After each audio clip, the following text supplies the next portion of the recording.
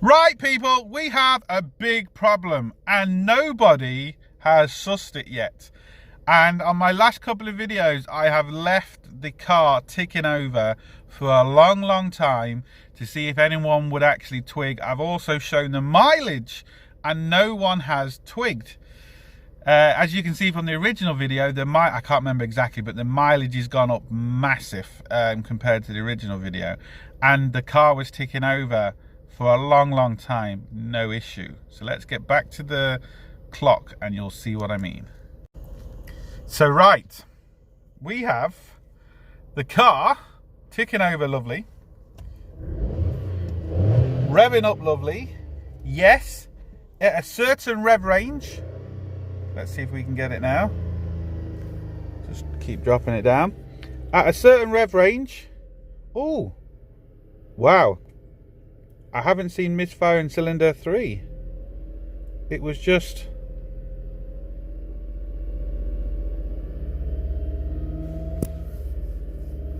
Come on.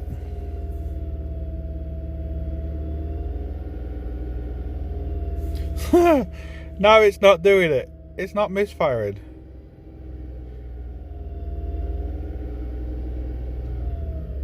It was misfiring. Why aren't you misfiring now?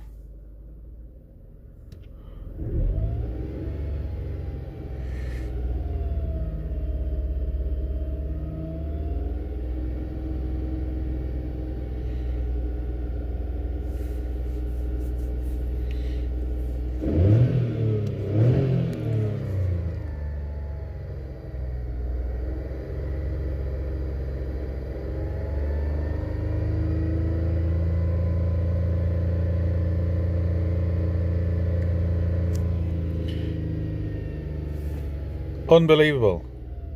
It's not. Oh, there we go. Cylinder 3 now. We've got a misfire detected on cylinder 3. Interesting. Now, this is the first time this has happened. This is news to me now, because what I was actually going to say is I have been driving this car practically every day and it's been getting better and better. Now look at the speed, the rev counter. Again, never done that before. This is actually really good. This is all new to me now.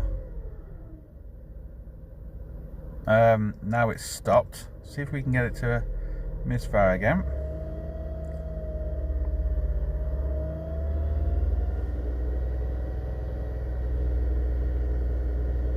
Typical.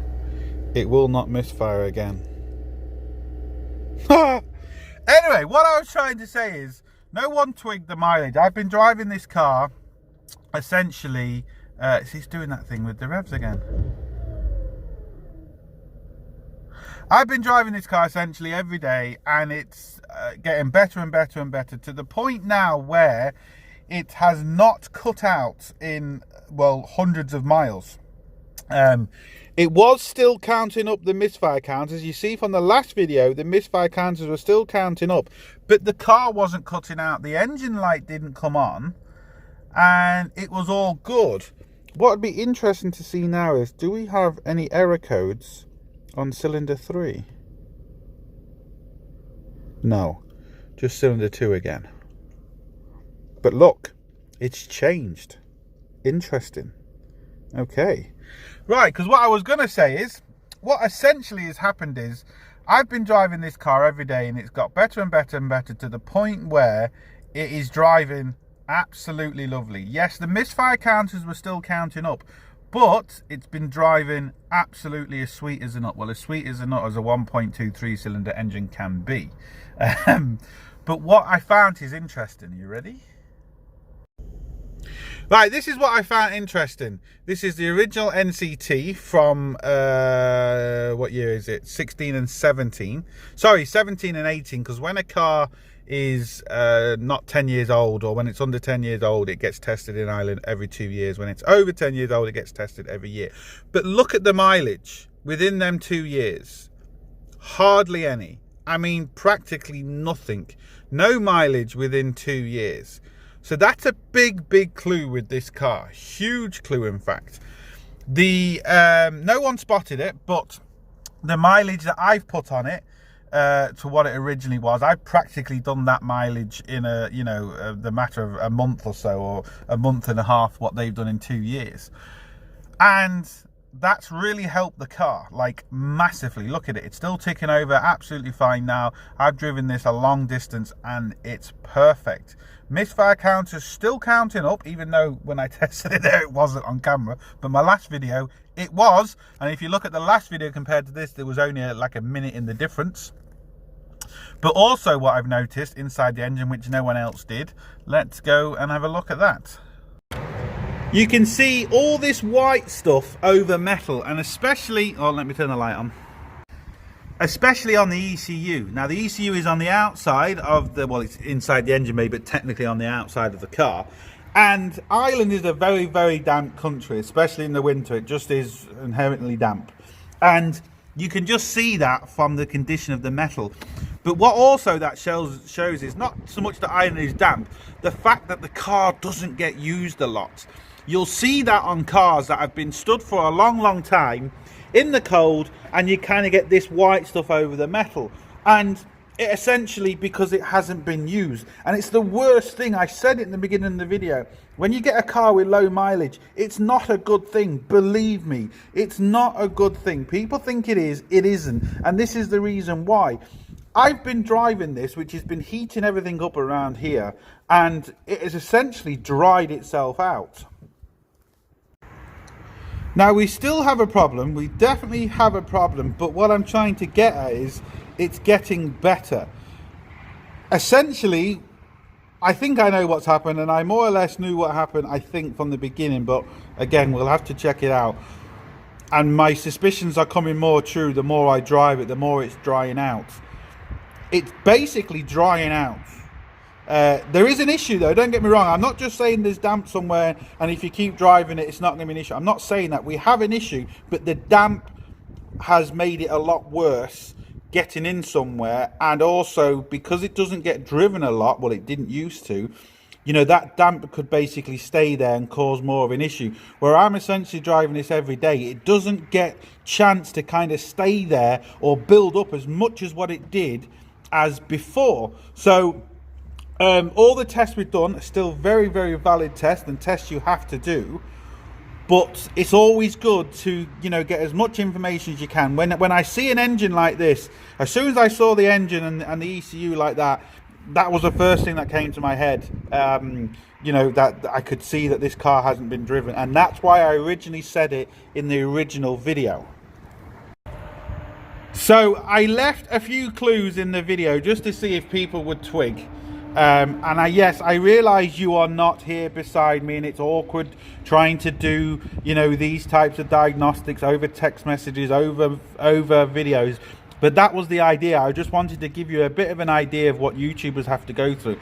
People, you know, give us answers and questions every day, and it's very difficult to fix a problem with a text message or a video. But when you use your eyes properly, and when you're used to this sort of thing, instantly, as soon as I saw it, I saw the mileage, I saw this, and instantly I went to the problem that I think it is. I'm not going to go to the problem yet.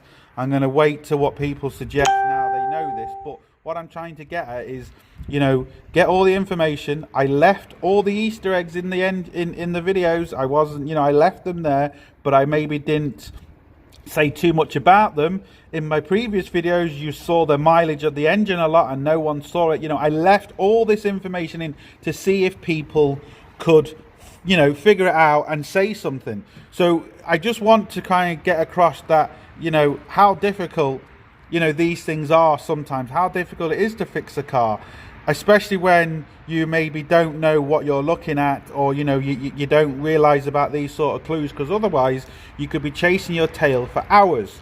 So hopefully now you get a bit of insight of, you know, basically what could happen. You know, when a lot of cars come in, I know from experience what to look for first and just stuff like that. And I do different tests to maybe what a DIYer would do, just because, you know, again, like I said, this is the perfect case in point. The whiteness and everywhere, you know, I can tell just from that this car hasn't been driven. You can just tell. And you can tell from the mileage as well, it's very low mileage. So hopefully that will give you a bit more of an insight of just, you know, keep your eyes open, you know, look at things a little bit more rather than just going straight for a code, for example. And then just appreciate, then you see YouTube videos and you see YouTubers, just basically what we have to go through. And you know, I get a lot of people saying, well, I'm not there, I need to be there. Yes, granted, 100% I agree with you. So when people ask you questions and they expect me to say, like, I get questions all the time, my car won't start, what's wrong with it? These are the 2 error codes, what's wrong with it? And the problem is, a lot of the times you need some very expensive tools to actually, you know, figure these things out, like pressure problems. You know, you need a pressure gauge. You need then a scope to scope the pump so you can see if it's dropping out. Again, you don't particularly need these things, but if you want to make your life easier, you have to spend the money. And people don't realize that. They expect me to say something like, put your finger on your window, jump up and down 3 times with 1 foot up in the air, shout, you know, praise the Lord and hallelujah, or whatever the case may be, shut the door and it's going to fix the car. No, people, it just doesn't happen that way. You need the tools to fix a car. You want to be pottering around with modern cars, you need modern equipment. It's as simple as that. And whether that pisses people off or not, it's just the way it is. Because when I answer people back, they then get annoyed. Well, I don't have these tools, and how am I supposed to do it? Well, you fucking don't have the tools, you can't do it. It's as simple as that. So now you know all that. Where would you go from? Where would you go next? We know what it's passed on. We know what it's well, we know all the tests we've done is passed. So where would you go next? Now you know. And I'm very, very surprised that no one picked up on this white stuff and no one picked up on the mileage. It just goes to show you, people, it's not as easy as you think, is it? So look, hope it helps. Please like, share, comment and subscribe. Don't forget, links up here, links down below, but most importantly, don't forget, get your hands dirty. See you for the next one. Sorted.